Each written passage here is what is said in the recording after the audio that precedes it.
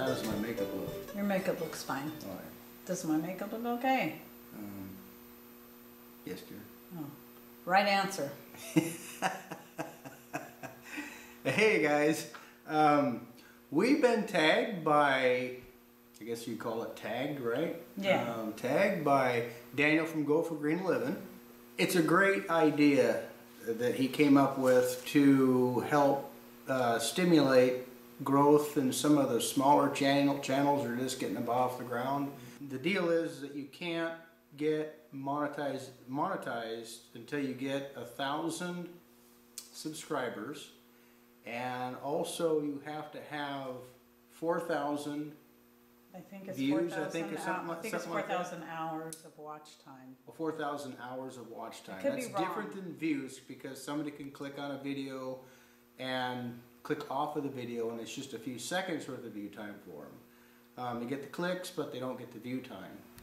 What we understand, you know, there's channels out there that won't get any monetary value for their content. So Mama Rain is going to share some of the smaller channels that we've selected, channels that have come to our mind that we feel that need a leg up as far as to get to that minimum value that YouTube has put on some of these other channels. We're just lowly creators trying to make our way just like everybody else, and we've had help along the way with bigger channels giving us shout outs. Like Doug and Stacy. Doug and Stacy, oh yeah, we've Deep South Homestead. Right, Deep South Homestead. Really helped us great, honest folks that have helped us along the way when we were seedlings. Absolutely. We kind of feel like we're about this tall as far as growth is concerned, and so we really appreciate everybody's help. We appreciate all of our viewers and thank the world of everybody. So anyways, Mama Rain is going to talk about some of the smaller channels. Now, a lot of the channels that I picked here, and just to understand, there's plenty of great smaller channels out there, and I'm not trying to say one's any better than the other, but we selected these as a result of a lot of interaction with them. They've really come into our channel and just been really great supporters of us, and we appreciate that so very much.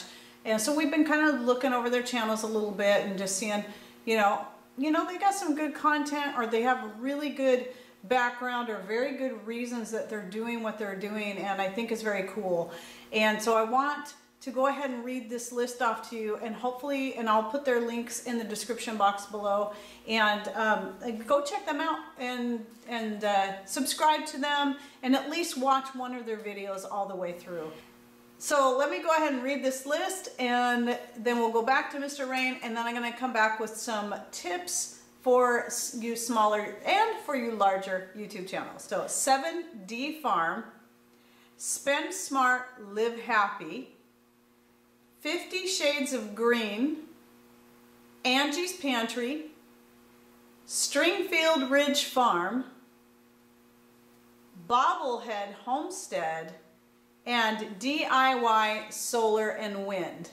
I did want to talk about each channel individually, but there's so much that could be said. This video would be way too long. So don't forget to go into the description box below and hit the show more button, and you'll see links to all these channels so you can check them out for yourself, and to the channels that Mr. Rain is going to read off next. Am I? Yes, you're reading off the larger. We're going to tag some larger channels to hopefully jump on board with us. And that is Art and Bree, Homesteady, Weed'em and Reap, Lumna Acres, and Full House Homesteaders with Homestead Mama.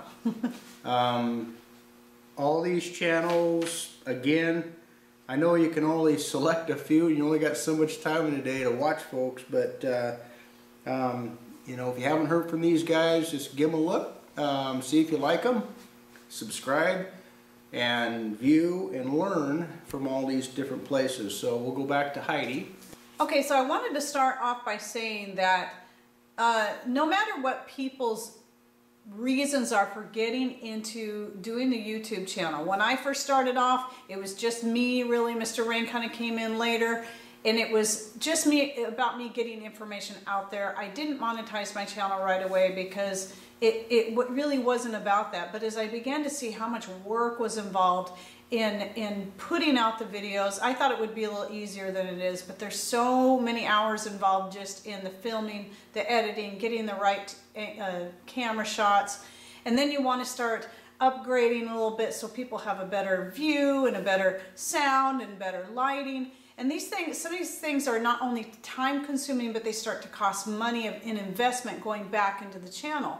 So that when we can receive monetary value back from YouTube, that helps keep us all doing what we're doing. So regardless what people's reasons are, they really deserve, small or large, to get some kind of monetary compensation from YouTube as a result. And it really costs the viewer nothing but their time in watching the videos, clicking on them, giving a thumbs up, commenting now and then, and even maybe watching a commercial all the way through. Some of the tips I want to give, and this goes to all channels, but specifically to those who are just kind of starting out and moving along. And the first one is one that tends to get overlooked quite a bit, and that is your thumbnails.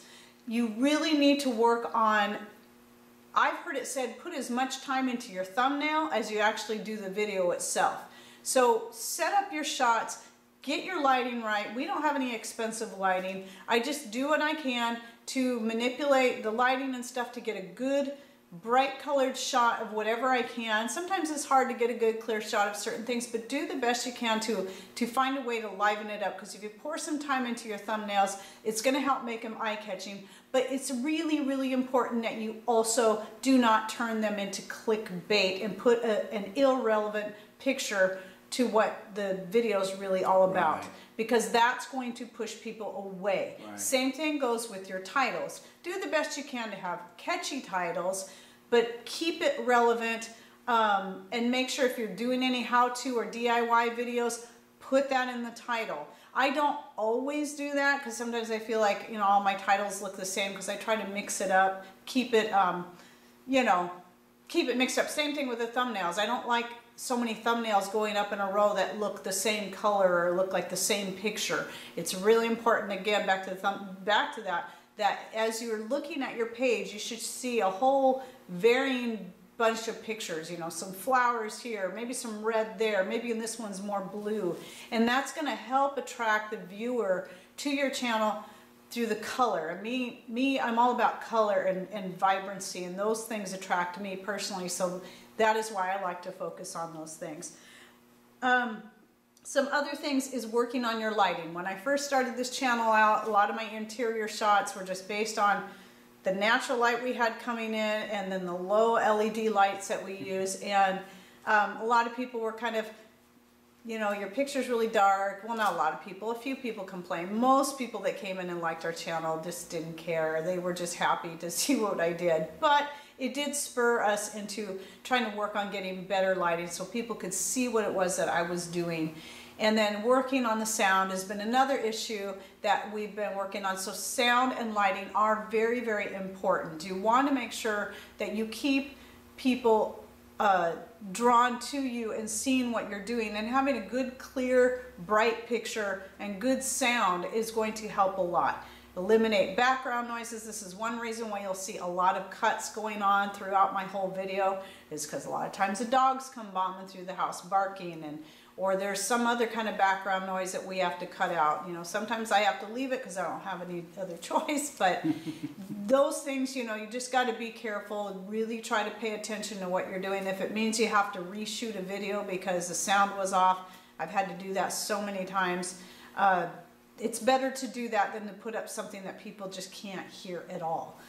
And then another thing would be, and this is where it can get more difficult, is trying your best to put out good quality daily content. When I first started, I was putting out something every single day until I got to a point where I just was too busy and I couldn't keep up on daily videos, but I also felt that I had a good enough following I could cut back to where I do 5 videos a week. But at least having a good set schedule of videos going up you know, 4 to 5 days a week at least is what I recommend. But when you're first really trying to get it off the ground, daily is best, every single day. But don't just put something up and have it be poor quality. Right. Just to get something out there. Really make sure you have something important to say, to share, or to show. Or even if it's just wanting to put out a quick slideshow together of like Stringfield Ridge Farm. I was looking through their videos and they had just a real quick one of slideshows from around their homestead and, you know, just different shots. And that's a really good idea because people really like to see that kind of stuff. Mm-hmm. And that reminded me, is that something I could do more of myself, and probably we'll start seeing more of that in the near future. But then again, you also don't want every video to be that way, but that's something that you can usually put together quickly that will help keep you putting content out, but people will still enjoy it. Because I did find when we did our, I think our Thanksgiving slideshow, a lot of people liked that, and it was a lot more simple to put that together than recording a whole video and then editing that. So just some things to think about, just a few quick tips there. And also make sure that you engage your followers, and that's something we've been having to learn how to do. And as we do it, we've learned what a wonderful resource it is to really engage our followers, because we learn as much from them as they do from us, and it's been really appreciated. All right, so I think that was about all I had to say, and so I hope the bigger channels, if they're able, if they haven't already been given a shout out or a tag, that they'll get on board with this. And I really want to see these smaller channels be able to grow and to be able to earn an income on their hard work being put into their videos. Right. Okay. I couldn't say it better myself. All right, so don't forget to check out all those channels below. Thanks for watching. Take care. And God bless.